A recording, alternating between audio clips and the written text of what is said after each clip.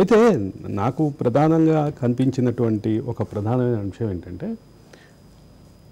కేసీఆర్ మీ మీద వ్యతిరేకత ప్రదర్శించే వరకు, మీ మీద బహిరంగంగా మిమ్మల్ని ఒక కబ్జా కోరుగానో ఇంకో రకంగానో ముద్రేసే వరకు మీరు ఎక్కడ వ్యతిరేకత, అసమ్మతి ప్రదర్శించిన దాఖలాలు కనిపించలేదు. ఇది మీ నిబద్ధత అనుకోవాలా, మీ క్రమశిక్షణ అనుకోవాలా, లేదా మీరు సర్దుకుపోయారా? ఇది సగటు తెలంగాణ వాడి మనసులో ఉన్నటువంటి ప్రశ్న. యాక్చువల్గా ఎప్పుడు కూడా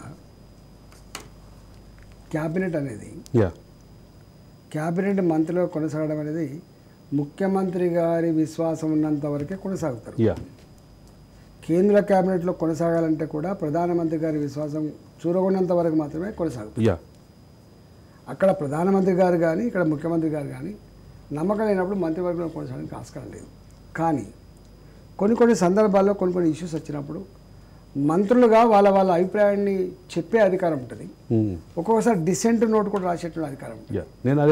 కాకపోతే ముఖ్యమంత్రికి కేసీఆర్ గారు లాంటి వాళ్ళకి అసలు డిసెంట్ నోట్ రాస్తే ధిక్కరించినట్టుగా ఫీల్ అవుతారు. కాబట్టి అంటే ప్రజాస్వామ్యంలో ఉన్నప్పటికీ కూడా రాచరికపు పోకడలు నరనరాల్లో జీర్ణించుకునే వ్యక్తి కాబట్టి చెప్పడం సహిస్తాడేమో, కానీ డిసెంట్ నోట్ కనుక రాసి పెడితే ఒక్క క్షణం కూడా మంత్రివర్గంలో ఉండే ఆస్కారం లేదు, పీకి పడేస్తా అంటాడు.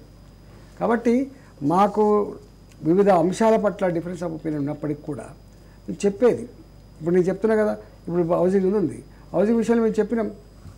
మరి మా మీద నమ్మకం లేనప్పుడు మీరు రిపోర్ట్ ఇవ్వకముందే ఎందుకు వచ్చేసినట్టు అని చెప్పి అడిగినాం.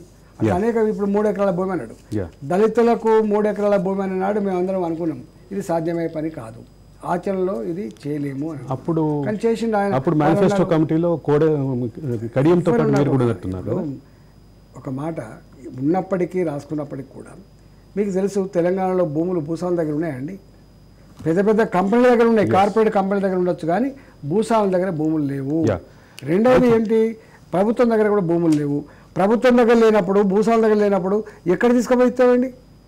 పేదల దగ్గర ఉన్నది భూములు, బీసీలు వాళ్ళు వీళ్ళు పేదోళ్ళు 3 ఎకరాలు 4 ఎకరాలు చిన్న కమతాలు ఉన్నాయి. వాళ్ళు ఇళ్ళైనా అమ్ముకుంటారు, బంగారాన్ని అమ్ముకుంటారు, కానీ భూమి అమ్ముకోరు. లాస్ట్ వరకు కూడా ఉంచుకోరు. ఎందుకంటే భూమిని వాళ్ళు సోషల్ స్టేటస్గా భావిస్తారు కాబట్టి వాళ్ళు అమ్ముకోరు. ఊళ్ళో భూమి అమ్మాడు అంటే తలవంపులుగా తీసుకుంటారు, దివాళా తీసినట్టుగా తీసుకుంటారు.